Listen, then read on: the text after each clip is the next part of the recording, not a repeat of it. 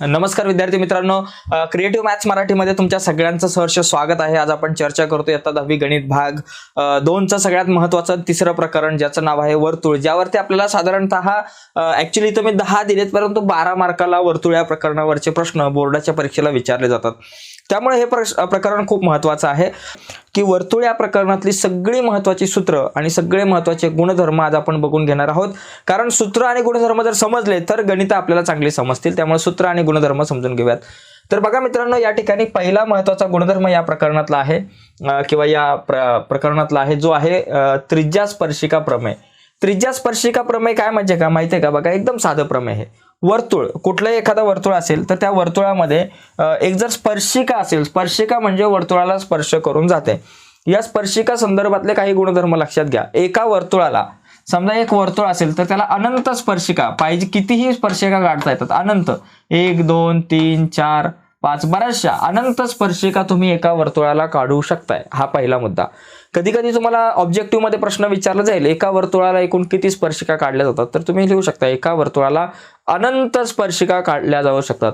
Okay, तर बघा या ठिकाणी आणखी एक गोष्ट आहे की अनंत स्पर्शिका काढता येऊ शकतात, परंतु वर्तुळावरील बिंदूतून, वर्तुळावर जर एखादा बिंदू असेल तर त्या वर्तुळाच्या बिंदूतून वर्तुळाला फक्त एकच स्पर्शिका, वर्तुळावरचा जर एखादा बिंदू असेल तर त्या एका बिंदूतून वर्तुळाला एकच स्पर्शिका काढू शकतो आपण, दोन नाही काढू शकत। जसं एका वर्तुळाला एका बिंदूतून एक स्पर्शिका काढू शकतो, हे आपल्याला सांगता येऊ शकतं। आणि एका वर्तुळाला अनंत स्पर्शिका असतात, अनंत बिंदू असतात, आणि अनंत बिंदूतून अनंत स्पर्शिका काढू शकतो, परंतु एका पर्टिक्युलर बिंदूतून एकच स्पर्शिका। आता आणखी एक महत्त्वाचा प्रश्न विचारला जाऊ शकतो, वर्तुळाच्या बाहेरील एक बिंदू आहे P, तर बाहेरच्या बिंदूतून वर्तुळाला 1 आणि 2 अशा 2 स्पर्शिका काढता येतात। बाहेरच्या बिंदूतून 2 स्पर्शिका, वर्तुळावरच्या बिंदूतून 1 स्पर्शिका, आणि तसं बघायला गेलं तर वर्तुळाला अनंत स्पर्शिका काढता येऊ शकतात।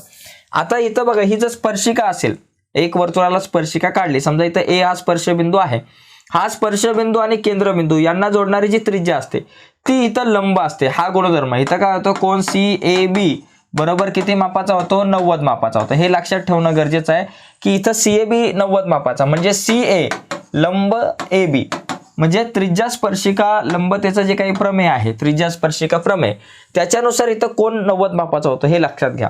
आता हा कोन 90 मापाचा आल्यानंतर इथं गणित कशा प्रकारे तयार केलं जातं, गुणधर्म लक्षात ठेवणं गरजेचं आहे। गुणधर्म काय आहे की त्रिज्या असेल, स्पर्शिका असेल, इथं लंब होणार 90 मापाचा कोन।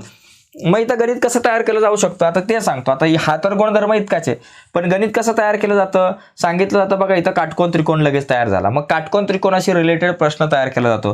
ही दिली जाईल 6, ही दिली जाईल 8 आणि BC काढायला सांगितली जाईल। ओके, गणितावर आपण नंतर चर्चा करणार आहोत, अगोदर संकल्पना समजून घ्या।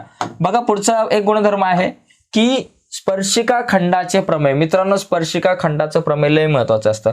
स्पर्शिका खंड कशाला म्हणतात? आता हे वर्तुळ आहे, वर्तुळाचा इथं P बिंदू आहे, P बिंदूतून इथून अशी एक स्पर्शिका काढली, ही स्पर्शिका लांबपर्यंत, खूप लांबपर्यंत जाईल, परंतु हा जो स्पर्श बिंदू आहे A, P पासून ह्या स्पर्श बिंदूपर्यंतचं जे अंतर आहे याला म्हणतात स्पर्शिका खंड। काय म्हणतात याला? स्पर्शिका खंड।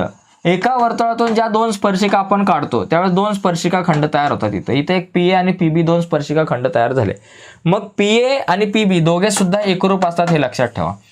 तसं इथं RM आणि RN हे दोन्ही स्पर्शिका खंडे कसे असणार? एकरूप असणार। ओके, जर MR 5 सेंटीमीटर असेल तर NR सुद्धा किती असणार आहे? 5 सेंटीमीटर। प्रश्न विचारला जातो की इथं जर प्रश्न विचारला गेला की आकृतीमध्ये PA आणि PB 2 स्पर्शिका खंड आहे, जर AP बरोबर 8 सेंटीमीटर असेल तर आपल्याकडे PB बरोबर किती, तो पण 8 सेंटीमीटर। अशा प्रकारे प्रश्न विचारला जाईल, पण गुणधर्म लक्षात राहू द्या की दोन्ही स्पर्शिका खंड एकरूप असतात।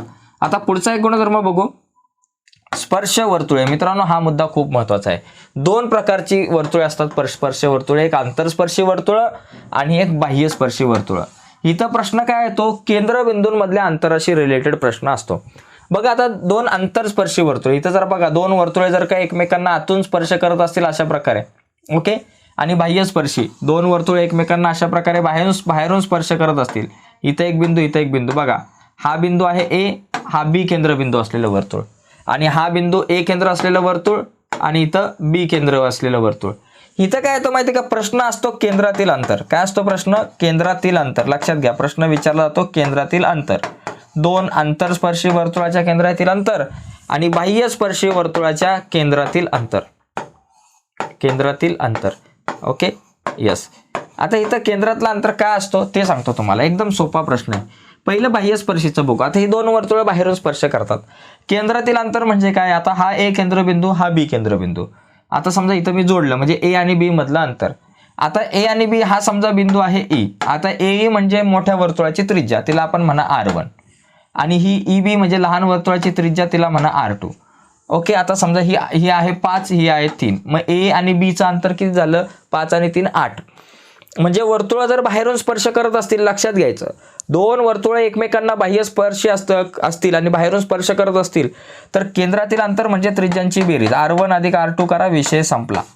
दोन बाह्यस्पर्शी वर्तुळांच्या केंद्रातील अंतर म्हणजे त्रिज्यांची बेरीज. आणि आंतरस्पर्शी असेल तर त्रिज्यांची वजाबाकी. कसं बघा, तर मी काय करणार, मला ए बीचं अंतर पाहिजे ना, तर मला जर ए आणि बी दोन केंद्रबिंदूंमधलं अंतर पाहिजे, इथे समजा पी असेल, मग ए पी जी मोठ्या वर्तुळाची त्रिज्या आहे तिच्यामधून ही लहान वर्तुळाची त्रिज्या वजा केली की मला ए बी हे केंद्रबिंदूंमधलं अंतर मिळतं, म्हणजे R1 वजा R2. लक्षात घ्यायचं, जर दोन वर्तुळ बाह्यस्पर्शी असतील तर त्यांच्या केंद्रातील अंतर म्हणजे त्रिज्यांची बेरीज, आणि आंतरस्पर्शी असतील तर केंद्रातील अंतर म्हणजे त्रिज्यांची वजाबाकी. या दोन गोष्टी लई महत्वाच्या आहेत. ओके. आता पुढे जाऊयात. पुढचा मुद्दा बघा. पुढचा मुद्दा आहे या ठिकाणी महत्वाचे गुणधर्म. आंतरलिखित कोनाचे प्रमेय. बरं का, या ठिकाणी आंतरलिखित कोनाचे प्रमेय काय बाबा? आंतरलिखित कोनाचे प्रमेय आणि वर्तुळाच्या कंसाच्या मापांची बेरीज. बरं का, आता इथं बऱ्याचशा गोष्टी आहे. केंद्रीय कोन, आंतरलिखित कोनाचे प्रमेय आणि वर्तुळाच्या कंसाच्या मापांची बेरीज. 3 गुणधर्म मी एका टायमाला घेतले. आता बघा, केंद्रीय कोन म्हणजे समजा एक केंद्र आहे, इथून मी एक कोन काढला अशा प्रकारे. ओके. याचं नाव आहे ए बी आणि सी. हा केंद्रीय कोन आहे. मग या कोनाचं जे माप आहे ते किती असणार बाबा? या कंसाच्या मापाच्या एवढं. लक्षात घ्या, जेवढं या कंसाचं माप तेवढंच या कोनाचं माप. म्हणजे कोन ABC बरोबर माप कंस ABC बरोबर माप कंस AC. इथं समजा x नाव दिलं, AXC झालं. आता समजा या कंसाचं माप 50 असेल तर या कोनाचं माप 50, कंसाचं माप 70 असेल, कोनाचं माप 70. म्हणजे केंद्रीय कोनाचं माप त्याने अंतर खंडित केलेल्या कंसाच्या मापाच्या एवढंच असतं. हा झाला केंद्रीय कोनाचा विषय. हा काय झाला बाबा? केंद्रीय कोनाचा विषय झाला. केंद्रीय कोनाचा गुणधर्म. ठीक आहे. आता इथं बघा, आंतरलिखित कोनाचे प्रमेय. आता आंतरलिखित कोन म्हणजे बाबा बघा, हा जो कोन आता या ठिकाणी आपण काढूयात, याला म्हणा P Q आणि R. इथं नाव द्या X. ही आकृती, या आकृतीत आणि या आकृतीमध्ये फरक आहे. काय फरक आहे? इथं कोन केंद्रात तयार झालाय आणि इथं काय झालंय? ह्या वर्तुळावरती. याला म्हणतात आंतरलिखित कोन. इथं PQRचं माप, इथं कोन PQRचं जे माप आहे ते या कंसाच्या एवढं नाही, या कंसाच्या निम्म असणार. या कंसाचं माप 200 तर या कोनाचं माप 100. कंसाचं माप 100 तर कोनाचं माप 50 बरोबर 1/2 माप कंस PXR. ठीक आहे. अशा प्रकारे आपण काय करू शकतो? आंतरलिखित कोनाचा विषय घेऊ शकतो. आंतरलिखित कोनाचे प्रमेय. आंतरलिखित कोनाचे प्रमेय, कोनाचे प्रमेय हे आपण याला म्हणू शकतो. हा एक गुणधर्म खूप इम्पॉर्टंट आहे बरं का. प्रश्न याच्यावरचे आपण नंतर बघणार आहोत, त्याच्यावरचे बरेचसे प्रश्न ते आपण बघणार आहोत. पण अगोदर संकल्पना आणि गुणधर्म हे समजून घेणं आपल्या सगळ्यांसाठी खूप महत्त्वाचं आहे. त्याच्यानंतर वर्तुळ कंसाच्या मापांची बेरीज. आता या बघा, वर्तुळ कंसाच्या मापांची बेरीज म्हणजे काय? संपूर्ण वर्तुळाचं माप किती असतं? 360 अंश. समजा आता इथं कंस आहे, समजा हा एक कंस आहे, समजा इथून अशा प्रकारे हा कंस आहे AB, हा एक कंस आहे, इथं दिलं C आणि इथं दिलं D. ओके. इथं असं दिलं आपण, इथं एक असं काढलं आणि इथं एक समजा हे काढलं. आता इथं बघा, एकंदरीत लक्षात आलं तुमच्या बघा, AB एक कंस, DC दुसरा आणि CBA तिसरा. या तीनही कंसांची जी बेरीज आहे बघा, कंस ABC अधिक कंस CD आणि अधिक कंस AD, या तिघांची बेरीज किती असते? 360. लक्षात घ्या, वर्तुळाच्या सगळ्या कंसाच्या मापांची बेरीज म्हणजे ABC अधिक CD अधिक DA तिघांची बेरीज जी आहे त्या सगळ्या कंसांची बेरीज 360 अंश असते. हे 3 गुणधर्म लक्षात घ्या, नीट समजून घ्या सगळ्या गोष्टी. केंद्रीय कोनाचं माप ह्या कंसाचे एवढंच असणार, आंतरलिखित कोनाचं माप या कंसाच्या निम्म असणार बघा. म्हणून कोन PQR बरोबर 1/2 PXR. आणि वर्तुळाच्या सगळ्या कंसाच्या मापांची बेरीज ही 360 अंश असते, कारण वर्तुळाचं मापच 360 असतं. ओके. हे गुणधर्म झाले. पुढचा बघा, एकरूप जीवांचे संगत कोन कंस. हा गुणधर्म नेमका काय? समजा वर्तुळाच्या दोन जीवा जर का एकरूप असतील, समजा माझ्याकडे ही AB एक जीवा आहे आणि इथं समजा दुसरी जीवा आहे, मी PQ काढले. ओके, इथं मी सांगितलं बाबा जीवा AB, प्रश्न दिला की बाबा सांगितलंय जीवा AB बरोबर जीवा PQ. बरं, ह्या दोन जीवा कशा एकरूप आहेत, तर आपल्याला सांगितलंय कंस AB बरोबर 70 अंश, तर कंस PQ काढा. बरोबर. आता लक्षात घ्या, जीवा AB आणि जीवा PQ जर का एकरूप असेल तर त्यांनी अंतर खंडित केलेले जे कंस असतात हे पण एकरूप असतात. म्हणून कंस AB आणि कंस PQ सुद्धा कसे असणार? एकरूप असणार. लक्षात घ्यायचं, जर जीवा AB बरोबर जीवा PQ असेल, हा जीवा PQ असेल, तर आपल्याला या ठिकाणी लक्षात घ्या, म्हणून कंस AB माप कंस AB बरोबर माप कंस PQ हे दोन्ही कंस कसे असणार? एकरूप असणार. म्हणून जर AB जर 70 आहे तर PQ पण 70. बरं का, दोन जीवा एकरूप असतील तर त्या जीवांमध्ये असणारे कंस जे आहेत संगत कंस जीवांचे ते एकरूप असतात. आणि जर दोन कंस एकरूप असतील, प्रश्नाचा उलटाच विषय दिला, असं वर्तुळ दिलं आणि सांगितलं या ठिकाणी ही एक जीवा आहे PQ आणि ही जीवा आहे CD, आणि याच्यामध्ये दिलंय या कंसाचं नाव CXD, याचं PYQ. इथं जर समजा असं दिलं कंस CXD बरोबर कंस PYQ हे दोन कंस एकरूप असतील, तर या दोन जीवा सुद्धा एकरूप असणार. लक्षात घ्या, उलटा जरी नियम म्हटलं तरी असंच आपलं होणार. दोन जीवा एकरूप असतील तर त्यांचे संगत कंस एकरूप असणार, आणि दोन कंस एकरूप असतील तर संगत जीवा साहजिकच एकरूप असणार. हा एक गुणधर्म आहे, याचा वापर पण गणितामध्ये आपल्याला करायचा आहे. यानंतर चक्रीय चौकोनाचे प्रमेय. आता हे मी प्रमेय समजून सांगत नाही, हा नेमका गुणधर्म काय, सूत्र काय ते समजून घेऊ. चक्रीय चौकोन म्हणजे अशा प्रकारे वर्तुळामध्ये अंतर्लिखित जो असतो तो चक्रीय चौकोन. समजा ABC आणि D हा चक्रीय चौकोन आहे. या चक्रीय चौकोनामध्ये सम्मुख कोन, चक्रीय चौकोनाचे सम्मुख कोन पूरक असतात. सम्मुख कोन पूरक म्हणजे समोरासमोरील कोनांची बेरीज जी आहे ती 180 अंश असते. म्हणजे उदाहरणार्थ कोन A अधिक कोन C बरोबर किती? 180 अंश. हे दोघं जण समोरासमोर आहेत. आणि कोन B अधिक कोन D बरोबर 180 अंश. हा गुणधर्म समजून घ्या. उदाहरणार्थ एखाद्याने सांगितलं की बाबा माझ्याकडे PQRS हा एक चक्रीय चौकोन आहे, बरं का. P आहे, Q आहे, R आहे, S आहे, आणि P बरोबर 80 आहे, तर हा किती झाला? P आणि R या दोघांची बेरीज 180 अंश असते. हा 80 तर हा किती झाला? 100 झाला. तुम्ही काढू शकताय. हा 80 तर तो 100, कारण 80 आणि 100 180. हा 70 असेल तर हा किती झाला? 110 अंशाला. दोघांची बेरीज 180. अशा प्रकारे हा गुणधर्म आहे. चक्रीय चौकोनाचे सम्मुख कोन म्हणजे समोरासमोरील कोन पूरक असतात हे माहिती पाहिजे, म्हणजे त्यांची बेरीज 180 अंश असते. हा गुणधर्म आहे. त्याच्यानंतर पुढचा गुणधर्म काय बाबा? चक्रीय चौकोनाच्या गुणधर्मानंतर आपल्याकडे स्पर्शिका छेदिका कोनाचे प्रमेय. स्पर्शिका छेदिका कोनाचे प्रमेय म्हणजे काय बाबा? समजा अशा प्रकारे आकृती आली, ही एक स्पर्शिका आली, वर्तुळाला एक स्पर्शिका काढली P, जिचं नाव आहे A आणि B, ती इथं P मध्ये स्पर्श करते, आणि ही दुसरी छेदिका आहे जिचं नाव आहे AP छेदिका आहे. इथे कंस आहे त्याचं नाव आहे X आहे. आता ही स्पर्शिका आणि छेदिका कोनाचं प्रमेय, इथं गुणधर्म नीट लक्षात घ्या की इथं कोन जो आहे APB बरं का, APB या कोनाचं माप, APB या ज्या कोनाचं माप आहे, या कोनाचं माप काय असतं? हा जो कंस आहे, लक्षात घ्या, हा जो कंस आहे या कंसाच्या मापाच्या निम्म असतं, बरं का. बरोबर 1/2 माप कंस, नाव आहे AXP. समजलं? समजा या कंसाचं माप जर 120 असेल तर आपल्याकडे काय येणार? 1/2 गुणिले 120 बरोबर किती झालं? बेसक 12 म्हणून 60 अंश. अशा प्रकारे प्रश्न आकृती लक्षात घ्यायची.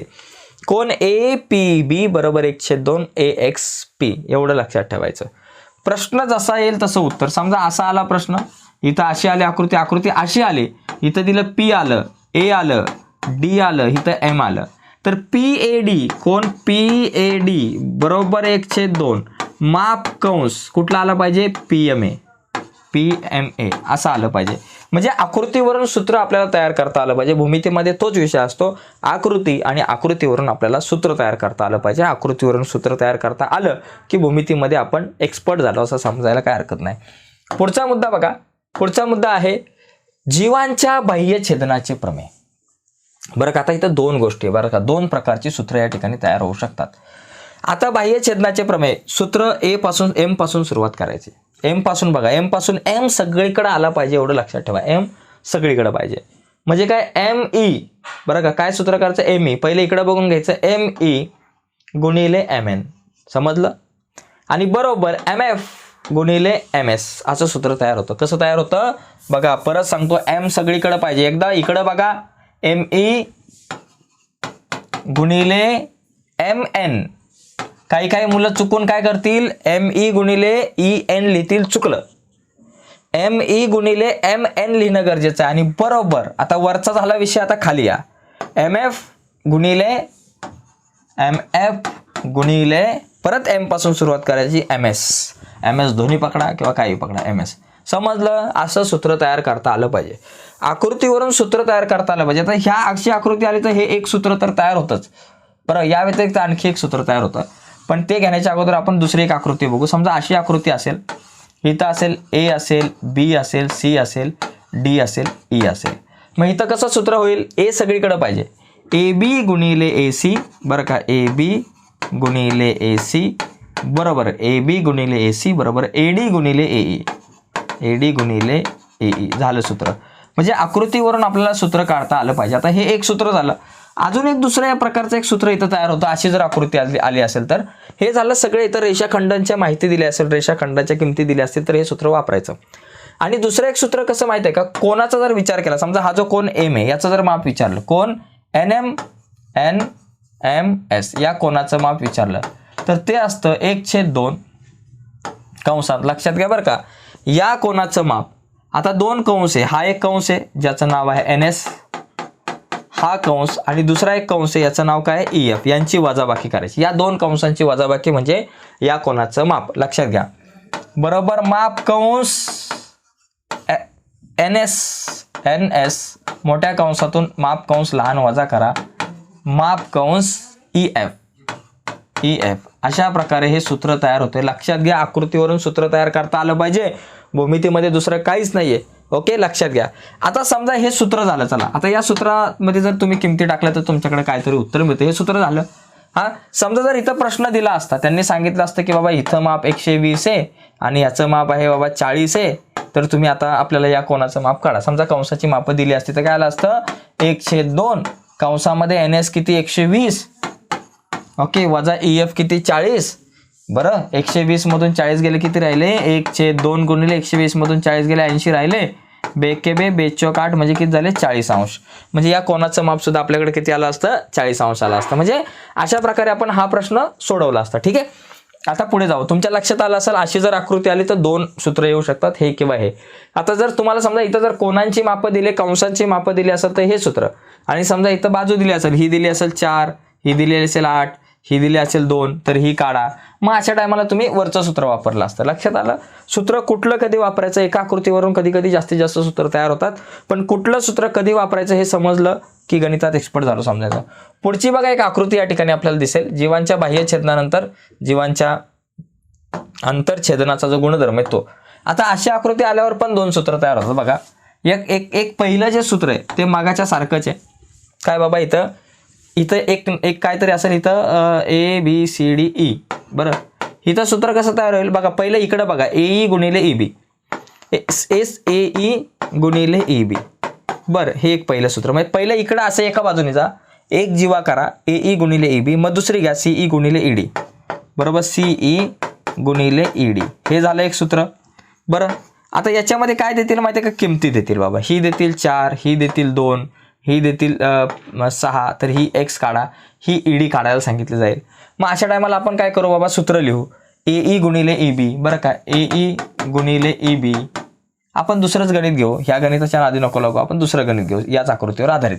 अशा प्रकारे समजा आकृती दिली, याला जोडलं, इथं दिलं पी दिलं, क्यू दिलं, आर दिलं, एस दिलं, टी दिलं. ओके, याच्यामध्ये किमती दिल्या, इथं 4 दिली, इथं 2 दिले, इथं 6 दिल्यावर इथं काय येईल बाबा, एक्सची किंमत काढा. आपल्याला माहिती आहे सूत्र काय, पी क्यू गुणिले क्यू आर, पी क्यू गुणिले क्यू आर बरोबर एस क्यू गुणिले क्यू टी, एस क्यू गुणिले क्यू टी. म्हणजे पहिला इकडचा एक गुणाकार करून घ्यायचा आणि नंतर इकडचा करायचा. पी क्यू किती बाबा, पी क्यू माझ्याकडे 4 गुणिले क्यू आर किती 2 बरोबर, एस क्यू किती 6, पी टी किती, एक्सची किंमत काढायची. 4 दुने 8 बरोबर बरोबर 6x 6 गुणिले इकडे आले भागिले 8 भागिले 6 सॉरी 8 भागिले 6 बरोबर x म्हणजे काही कॅल्क्युलेशन करून उत्तर येईल ते तुमचं. तर अशा प्रकारे हा एक मुद्दा आहे. अजून एक सूत्र तयार होतं इथं. हे झालं एक सूत्र. आता समजा मला जर कोणाचं माप विचारलं एखाद्या, समजा या कोणाचं जर मला माप विचारलं तर या कोणाचं माप लिहिताना मी काय करणार बाबा, मगाशी जसा कोण होता समजा या कोणाचं माप. आता हा कोण आणि हा कोण हे दोन्ही कोण विरुद्ध कोण आहेत एकमेकांचे, त्याच्यामुळे दोघे सुद्धा कसे असणार, एकरूप असणार. बघा DEB समजा दुसरं सूत्र आहे, कोण DEB हे ह्या कोणाचं जर माप विचारलं तर हा जो कोण आहे त्याच्या संदर्भात कुठले दोन बघा, DEBच्या संदर्भात बघा हा एक कंस इथं दिसतोय आपल्याला आणि हा दुसरा एक कंस दिसतोय बरं. हे दोन कंस इथे या ठिकाणी प्रकर्षाने जाणवतात. मग या कोणाचं माप किंवा या कोणाचं माप म्हणजे या दोन कंसांच्या मापांची बेरीज 1/2 गुणिले त्या कंसाच्या मापांची बेरीज करायची. 1/2 गुणिले माप कंस, कुठला कंस बाबा, हा BD अधिक माप कंस AC ठीक आहे. मगाचं जर आपण बघितलं, मगाशी वजाबाकी होती आता बेरीज. आणि समजा जर हा कोण विचारला, या कोणाचा विषय आला किंवा खालच्या आला AED तर काय झालं, 1/2 माप कंस AD अधिक CB अशा प्रकारे त्याचं उत्तर येईल. तर ही झाली दोन सूत्र. तर ही अशी आकृती आली तर ही दोन सूत्र आपल्याला तयार करता आली पाहिजे. आता यानंतर याच प्रकरणातला शेवटचा जो गुणधर्म आहे महत्वाचा आहे तो म्हणजे काय, स्पर्शिका छेदिका रेषाखंडाचे प्रमेय. अशी जर आकृती आली, समजा मी दुसरी एक आकृती काढतो या प्रकारची, समजा ही जर आकृती अशा प्रकारे आली बरं, समजा ही आपण आकृती काढू, इथून अशी काढली, इथं आलं P आलं Q आलं किंवा AB नाव देऊ, इथं चला तिकडं PQ इथं AB देऊ, इथं समजा A दिलं, इथं B दिलं, इथं C दिलं, D दिलं. इथं सूत्र कसं तयार करायचं, पहिला स्पर्शिका जी आहे स्पर्शिका खंड AB त्याचा वर्ग करायचा. आता राहिलं काय, A C आणि D हे तीन बिंदू राहिले इथे पलीकडच्या बाजूचे, खालच्या बाजूचा ABचा विषय कट झाला, ABचा वर्ग केला. आता इथं A C आणि D यांच्यापैकी दोघांचा गुणाकार लिहायचा आहे. तो गुणाकार लिहिताना लक्षात ठेवायचं की A सगळीकडे आला पाहिजे.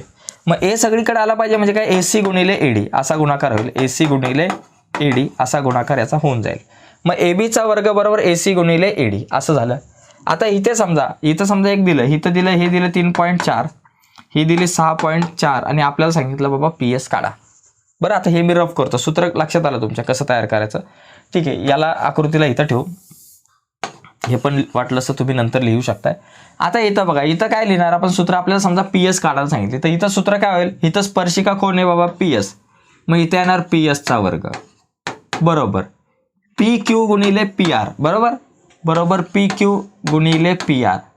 आता मला सांगा PQ किती आहे, PQ 3.4 आहे गुणिले PR. आता PR काय मुलं लिहितात 6.4, तर PR 6.4 नाही, P पासून R पर्यंतचं डिस्टन्स 3.4 अधिक 6.4 10 झालं गुणिले 10, 3.4 गुणिले 10 म्हणजे 3.4 गुणिले 10 झालं 34.